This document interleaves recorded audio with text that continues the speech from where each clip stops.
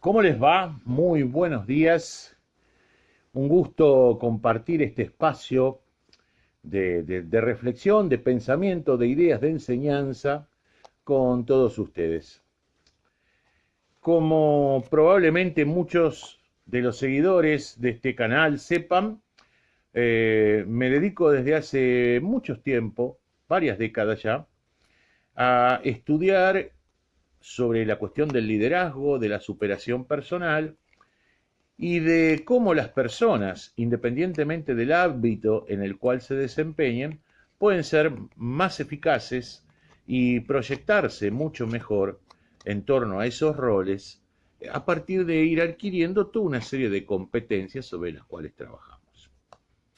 Como digo habitualmente en torno a esta cuestión tan trillada y tan remanida del liderazgo, sobre la cual tanto se habla y muy poco se conoce, existen toda una serie de mitos, creencias populares que vaya a saber uno cómo se instalaron. Bueno, sí, si lo analizamos y lo estudiamos en detalle podemos entender cómo se instalaron, pero no vale la pena desviarnos ahora en este momento en eso. Pero en definitiva son creencias acerca de lo que significa o no significa poder ser líder, acerca de lo que hacen o de lo que no hacen los líderes, y fundamentalmente aquellas que tienen que ver con las condiciones o las supuestas condiciones que deben tenerse o no para ejercer el liderazgo.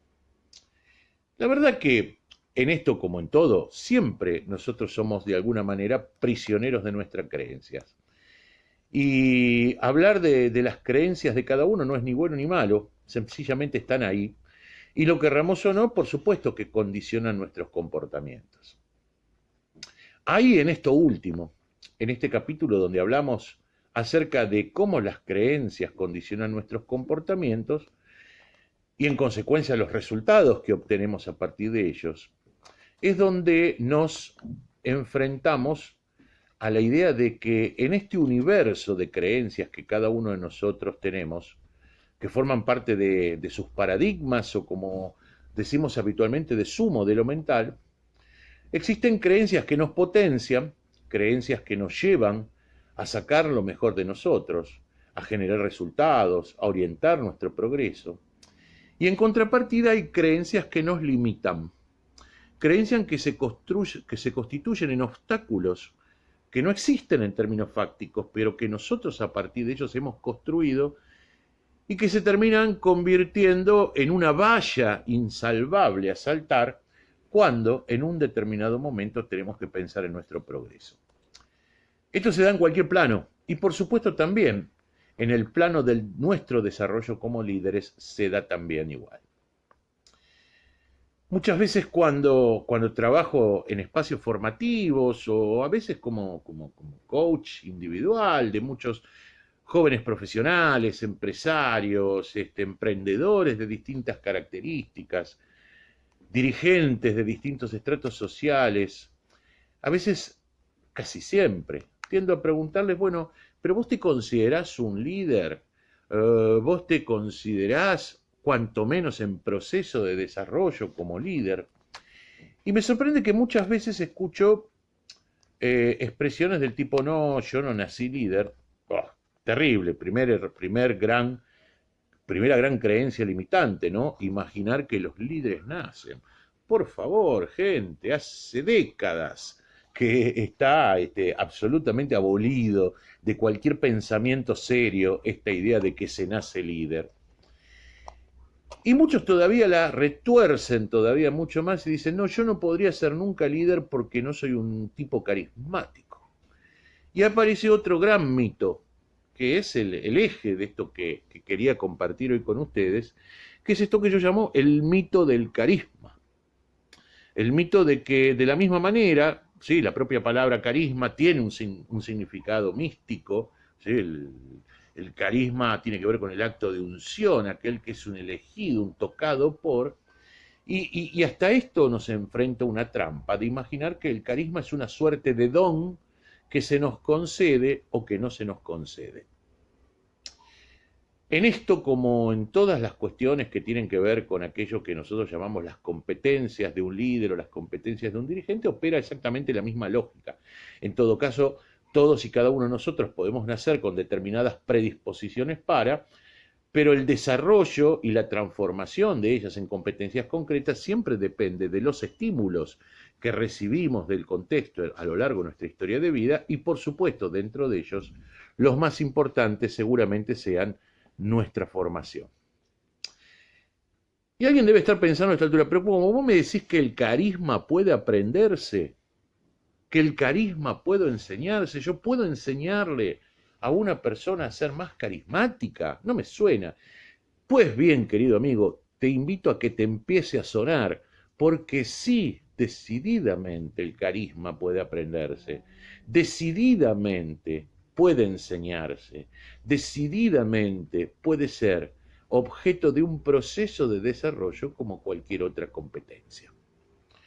Más allá de su significado místico, como decíamos hace un rato, en general cuando hablamos del carisma hablamos de esa capacidad de seducción exacerbada que podemos observar en parte de algunas personas que las hace sentirse naturalmente cómodas como eje o como centro de el reconocimiento, la admiración de aquellos quienes los rodean.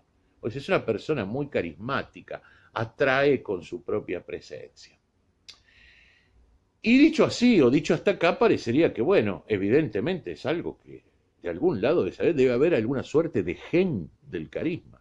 Absurdo, absolutamente absurdo. ¿Qué es, en definitiva, lo que genera ese poder de atracción o esa seducción colectiva? Pues ni más ni menos que en la exaltación y la traducción de nuestros comportamientos en términos de determinados valores que decididamente son aglutinadores de los otros. Te invito a hacer el siguiente ejercicio. Pensá en aquellas personas, pueden ser más cercanas, más lejanas, personajes históricos, etcétera, etcétera, o no, a las cuales vos les atribuyas esto que a priori decimos esa capacidad que llamamos carisma. Y una vez que hayas conformado alguna lista tentativa de casos, ponete a pensar respecto de cada uno de ellos el por qué los considerás carismáticos. Y te vas a dar cuenta que en definitiva estás hablando de determinadas conductas que esas personas expresan, pero fundamentalmente de determinados valores que se traducen en esas conductas.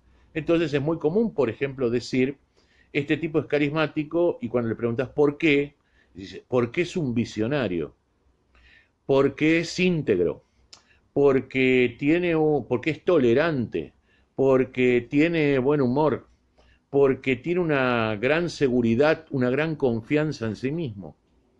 Y sí, efectivamente, tiene que ver con esas cosas. ¿Sabes qué? Esto que te invito a hacer como un ejercicio de reflexión personal, ya está hecho y probado a escala científica, a nivel casi mundial, te diría. ¿Sí? Hace ya más de una década, universidades inglesas, como la Universidad de Essex, por ejemplo, desarrollaron estudios acerca sobre el carisma y qué se consideraba que una persona era carismática, y coincidieron que aquellas personas que pueden traducir en sus comportamientos valores como los que decíamos, la integridad, la tolerancia, el buen humor, la claridad, su autoestima, la confianza en sí mismo, naturalmente, en distintos sectores y más allá de las diferencias culturales, son catalogadas como carismáticas. Luego, fíjate que no estamos hablando de nada extraordinario, ni nada que sea patrimonio de unos pocos elegidos, ¿sí? Integridad, bonomía, buen humor, visión, tolerancia, autoestima, seguridad personal. Nada de esto es un don divino, son todas cualidades que aunque no sean todas juntas, todos los seres humanos tenemos naturalmente de a dos o de a tres, mínimo. Es decir, si vos haces lista de todas estas cosas que yo te estoy diciendo y te pones a hacer un autoanálisis tuyo, un autodiagnóstico tuyo, te vas a dar cuenta que hay mínimo dos o tres seguros de esa lista de 7, 8, 9 que podemos hacer que vas a tener. ¿Cuál es el secreto? El mismo secreto que está detrás de cualquier acto de seducción. Dirigirte hacia los otros poniendo en relieve esas cosas que ya están con vos, lo que cualquiera haría en cualquier situación. Cuando yo trato de acercarme al otro y de que ese otro me valorice, yo trato de mostrarle aquello que considero que es lo mejor de mí, a nivel de habilidades. Cuando yo voy a un laburo nuevo, trato de mostrar aquellas cosas que yo sé que hago bien, y viceversa, tratar de disimular o de corregir aquellas cosas que yo sé que hago mal. Siempre el autoconocimiento es el punto de partida. Con esto que llamamos carisma, casualmente ocurre exactamente lo mismo, solamente que estamos hablando de valores. Estamos hablando de valores que se traducen en conductas. Pensá en todas las cosas que te decíamos. Entonces, ¿querés ser más carismático? No quiero ser reduccionista, pero en lo que significa este espacio, mi consejo es muy simple. Realizad un pequeño análisis personal de aquellas cosas que te estoy mencionando. Insisto, buen humor, visión, tolerancia, integridad, seguridad en uno mismo, optimismo. Y ponete a pensar cuáles de estas pueden ser distintivas de tu carácter. Nadie te va a pedir que incorpores cosas que no sos. Solamente que te esfuerces por mostrar mucho más claramente aquellas cosas que sí sos. Y de esto, ni más ni menos, se trata el famoso carisma. Espero que te sirva pensar sobre estas ideas, que te sirvan como base de este autoanálisis que te propongo y sobre todo que te animes a ponerlas en práctica. Te vas a sacar de encima una mochila inmensa y te vas a dar cuenta que esa supuesta falta de carisma que decís tener no es otra cosa que algo que vos mismo te creaste como un obstáculo personal. Una creencia limitante, en definitiva. Abrazo muy grande, nos estamos viendo en breve. Chau.